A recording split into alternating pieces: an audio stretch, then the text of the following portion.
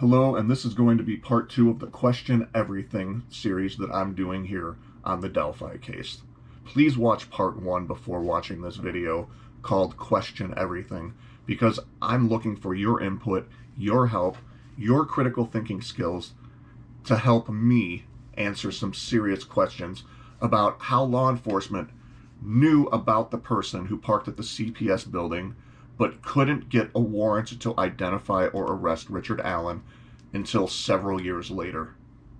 Let's go over the Leigh Kerr. And for those of you who don't know, Leigh Kerr is somebody who alleges to have had inside information about the case, and this is still hotly debated whether or not this was somebody who was a detective, somebody who was making things up, but there's a lot of things that this person released or said that they leaked that really makes sense in retrospect. But I'm also going to call them out on a few things later on in this video that don't make sense, which leads me to believe this may have been a second-hand source that was told things by somebody else within the investigation, and in the process of relaying that or playing telephone, some of that information was misconstrued. Let's take a look here real quick at the 102 mark of this, and we're going to just examine what's said. Here we go. It says, Leigh Kerr says, it is unknown if the individual on Snapchat was the perpetrator, but it's suspected. Unknown if the pictures sent were of a real person or a catfish. It is not believed the girls knew the primary suspect in person. So this again goes back to my part 1 of this video, where I state that I believe that the first sketch was likely of Richard Allen, and the second one was them trying to find out who the photograph in the Anthony Shots account or the fake accounts were that they had. And remember, there was more than one account going on, so don't automatically just assume that it was only the Anthony Shots account that they were looking at. And then we'll move further ahead, and I'm just going to go through these questions or these comments by Leigh Kerr here one by one.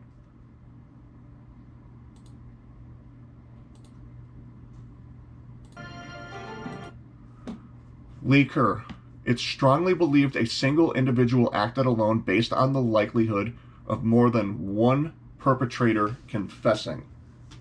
Now, I'm not sure what to make of that, because we can go back and forth on the lone wolf theory all day long versus did Kagan Klein or did somebody else accessing the Anthony Shots account facilitate this crime. Now we're going to go and they talk about the second sketch. The question was, does the suspected perpetrator lean more toward the first sketch or the second? Leigh Kerr says, this is more of an opinion, so I'd rather not answer. The second sketch was based on an individual that was speaking with Liberty on Snapchat.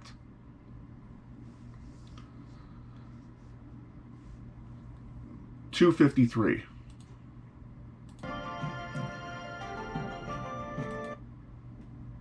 Suspect tells them they are trespassing and he can't let them go back across the bridge for safety reasons. They have to go down the hill. Tells them they are being arrested. The girls ask to be released and promise not to return. Nothing else is distinguishable and everything else is extremely muffled. Could that be why there was no screaming, there was no yelling, there was no struggle or anything until perhaps he got them near the creek or marched them across the creek? Additionally, I have speculated from the beginning that he pretended to be law enforcement, and we know from photographs from Kathy Allen's Facebook page that Richard Allen used to wear hats that had a star on them. Now, those didn't say that they were police hats, or that's not to say that they said they were police hats that he wore, but they had stars on them that looked like badges, and he may have tried to use this as a ruse. And this is backed up by the claim during Tobe Lesenby's interview with the Carroll County Comet, when he states that he was able to gain control of the girls through, quote, intimidation and deception. Let me repeat. For those of you who've never seen that interview that I have on my page here too, that Tobe Lesenby did with the Carroll County Comet, he clearly states in that interview that the suspect was able to deceive the girls or control both of them through intimidation and deception. Okay? Deception, according to Leigh Kerr, is he pretended that he was a law enforcement officer. Let's go ahead just a little bit here to 304. It says, the second sketch is based on an individual on Snapchat that Liberty was speaking with based on a description by her friends that she had shown his picture to. It is unknown if the individual in the second sketch is the perpetrator or a catfish. And I think in 2019, right before they changed directions, there was probably some debate among law enforcement officers whether or not the person in the catfish account was real or the primary offender, or if the eyewitness sketch that talked about an older man was the primary offender, or if there were multiple people involved, as evidenced by Tobe Lesenby in that same interview with the Carroll County Comet, saying sometimes detectives go back and forth on whether or not there's more than one person. And we also know that Nick McClellan has stated in court that they believe there's more than one actor involved, although we don't necessarily know to what degree that entails, that they think that, or what makes them think that. So the more we look at all of these things, and this is what interests me the most, and it should really interest you too, because I want to hear your opinions on this. And it's a great question to ask. Has the suspect lawyered up or cooperated with interviews? Leigh Kerr, primary suspect has cooperated. So, was there another interview done with Richard Allen prior to this and prior to the tip narrative that we're not even aware of? Maybe. Maybe we just don't know about that and we haven't been told about that. Or maybe somebody else was their primary suspect at that time. We'll go ahead a little bit further here to 616. Says, what was the mistake that law enforcement said that the suspect made? Leigh Kerr says, I think this was being used as a tactic to scare the perpetrator. The only known mistake was allowing himself to be recorded, unless you're referring to something I'm not aware of. Now, this statement bothers me.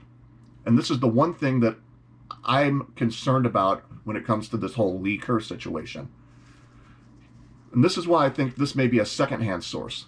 Because, again, it says, the only known mistake was allowing himself to be recorded, unless you're referring to something I'm not aware of. Well, there was an unspent round at the scene that they knew about that had extractor marks that matched Richard Allen's gun, allegedly. So, if this is law enforcement leaking this information, either they truly don't want to let information out about the unspent round, or it's a secondhand source that was fed information that wasn't aware of the unspent round, or the third option is this Leigh Kerr person is just completely full of crap. Anyway, please let me know what you think in the comments.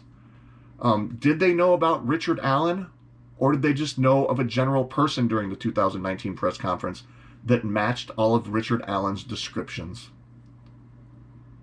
That's the million-dollar question. Did he have a burner phone? Is that why it took so long to put this case together? Was it thrown in the Wabash River? And was that why they were finally able to get a search warrant for his house? It's entirely plausible. Thanks for watching, everybody.